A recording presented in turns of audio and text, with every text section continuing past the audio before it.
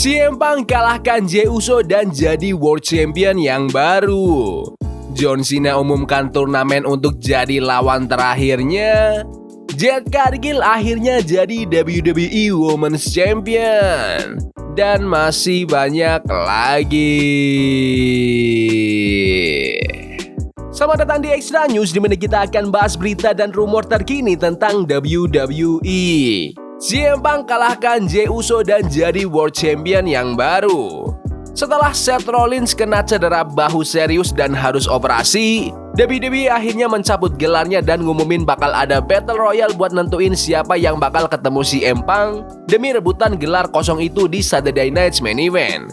Yang menang Battle Royale itu Jey Uso, dan mereka dikasih waktu sekitar 20 menit di main event buat nentuin juara baru. Dan matchnya lebih gila dari ekspektasi siapapun. Publik pada penasaran banget sama endingnya, dan itu yang bikin setiap near fall terasa gede banget. Dari Punk yang hampir kalah setelah spear dan splash combo, sampai Jey Uso yang malah nyoba GTS ke Punk. Mereka terus tuker-tukeran serangan, GTS, spear, Anaconda Vice, roll up, semuanya nyaris dapat 3 hitungan. Tapi akhirnya Punk dapat 2 GTS beruntun dan kali ini berhasil. CM Punk resmi jadi World Heavyweight Champion lagi. Menurut kalian, apakah ini keputusan yang tepat ngebuat CM Punk jadi juara dunia lagi? Komen di bawah. John Cena umumkan turnamen untuk jadi lawan terakhirnya. John Cena udah deket banget sama akhir karirnya di WWE. Tinggal beberapa show lagi sebelum dia beneran pensiun. Dan hari ini di Saturday Night's Main Event, Cena ngasih kabar yang ditunggu-tunggu. Gimana cara nentuin lawan terakhirnya? Lewat video package, Cena ngumumin kalau bakal ada turnamen 16 orang yang mulai di Raw tanggal 10 November. Pesertanya bakal dipilih acak, terdiri dari superstar dari semua brand.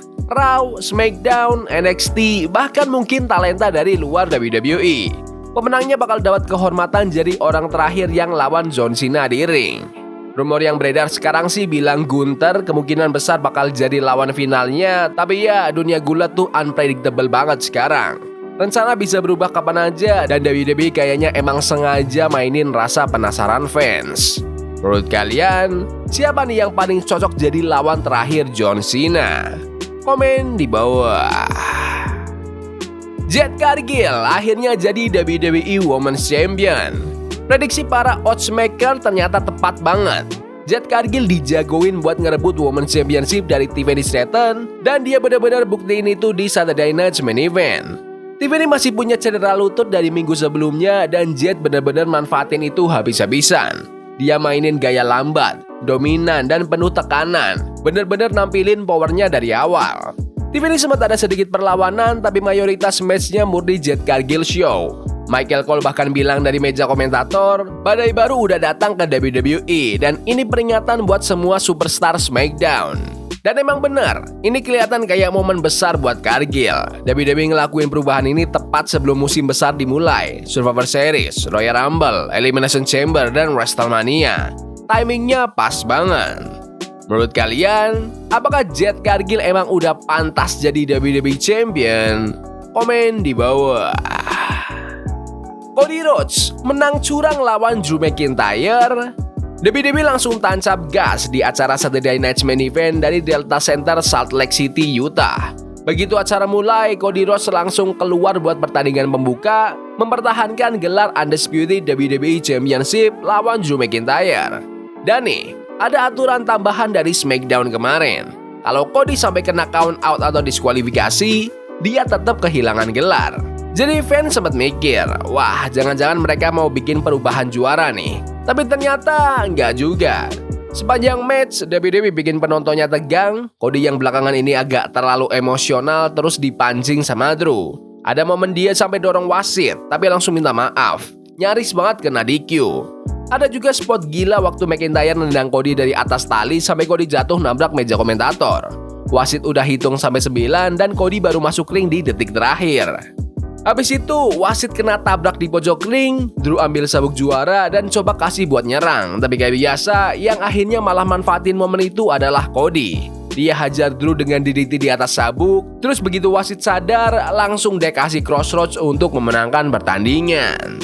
Menurut kalian, apakah kemenangan Cody Rhodes atas Drew McIntyre ini adil? Komen di bawah.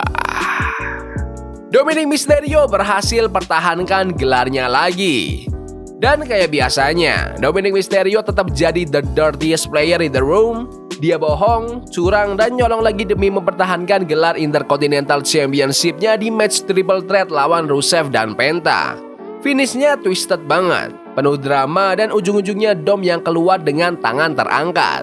Dengan kemenangan ini, Dominic Mysterio resmi memperpanjang masa reign-nya jadi 196 hari. Dan setelah Tiffany Stratton kalah hari ini, Dominic sekarang jadi juara aktif paling lama di seluruh WWE roster. Menurut kalian, apakah Dominic Mysterio itu heel paling keren sejak Eddie Guerrero? Komen di bawah. Pretty Deadly diam-diam bubar. Kayaknya Kit Wilson resmi mulai karir solonya. Dia tampil di SmackDown kemarin dan ini bikin fans pada mikir, Pretty Deadly udah bubar. Divisi tag team SmackDown lagi kena badai banget belakangan ini. Grayson Waller sama Austin Theory udah pecah kongsi. Terus beberapa bulan kemudian The Miz dan Carmelo Hayes juga ribut. Nah minggu ini giliran Pretty Deadly yang kayaknya udah pisah. Soalnya Kit Wilson tampil sendirian di ring. Partnernya Elton Prince udah absen lama sejak bulan Juni gara-gara cedera yang belum dijelasin sama WWE. Menariknya, Kit Wilson datang dengan musik baru dan gear baru. Jauh banget dari gaya flamboyan khas Pretty Deadly dulu. Bahkan waktu komentator nyebut catchphrase Yes Boy, Cody Graves langsung bilang itu barang lama yang makin nunjukin kalau tim ini udah resmi bubar. Di media sosial, Kit juga sempat ngomongin perubahan karakternya. Dia nyebut sendiri kalau sekarang udah punya musik dan tampilan baru. Di SmackDown kemarin, Kit Wilson tanding 1 lawan 1 lawan Carmelo Hayes. Sayangnya, debut solonya belum berbuah kemenangan. Menurut kalian, apakah Kit Wilson bisa sukses berkarir solo? Komen di bawah. Scott Steiner terbuka buat balik demi Bron Breakker. Scott Steiner, WWE Hall of Famer sekaligus pamannya Bron Breakker, bilang dia terbuka buat balik ke WWE kalau diminta buat bantuin keponakannya itu.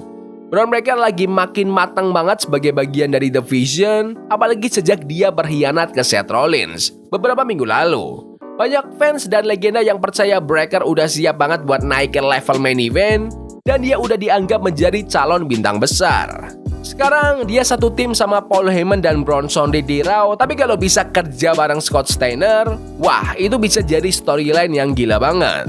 Pas di acara Gig the Con, Scott ditanya apakah dia tertarik kerja bareng Bron Breakker. Jawabannya, iya, kalau mereka pengen aku bantu, aku pasti mau. Aku belum mikirin sih, tapi kalau mereka ngerasa aku bisa bantu, aku bakal balik dan bantu mereka. Bakal keren banget. Scott Steiner dulu terkenal bareng Rick Steiner di WCW sebelum debut di WWE tahun 1992. Dia sempat balik lagi ke WWE tahun 2002 sebagai single wrestler sebelum akhirnya dilepas 2 tahun kemudian. Di tahun 2022, The Steiner Brothers masuk WWE Hall of Fame. Kalau Scott beneran balik buat bantu Bron Breakker, itu bisa jadi storyline keluarga yang keren banget. Menurut kalian, apakah Scott Steiner perlu balik dan nge-manageri Bron Breakker? Komen di bawah.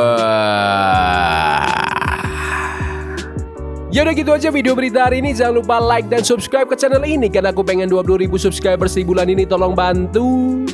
Yes boy. See you. Love is a game we play incognito. Forbidden fire on Nico. Bunny for love we can hold. I wish we were